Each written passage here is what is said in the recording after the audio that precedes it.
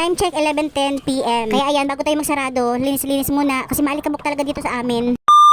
Ayan nga mga may, bali 11 PM na yan at medyo tahimik na rin dito sa amin. Minsan ganitong oras madami pang kabataan pero ngayon ayan, dalawa na lang yung naliligaw. Sila pala kasi yung nahuling lumabas dito sa ating tindahan. Sumobra na nga yung oras nila kasi sabi ko hanggang 10 lang talaga rito. Pero ayan, umabot na sila ng 11. Kasi dito sa likod ng tindahan natin, meron tayong 3 pirasong computer shop or computer set. Sasarado na ako. Tingnan nyo, sino kumain dito? Ayan o, yan sinasabi ko eh. Eh, pinagbabawalan ko ng kumain dito eh. O, dito tuloy, napaligpit pa tuloy kayo. Sumunod kayo sa akin dito eh. Yan, very good. Kape lang. Tingnan nyo, ayan o. Balat na ice candy o. Libre mo naman kami kape. Ayan o. Kape lang. O, sige, magpakape tayo bukas.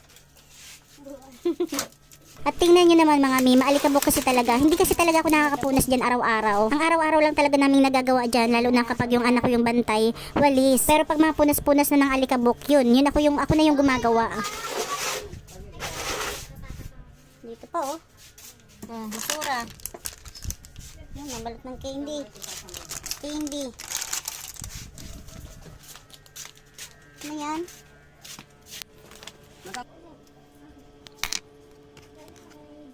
At total, ngayong gabi, ako yung magsasara at ako yung magwawalis. Ayan, samahan nyo na lang ako maglinis. Tapos, sabayan na lang din natin ang pupunas ng mga ng mga computer set. Pero ngayon is magwalis muna tayo.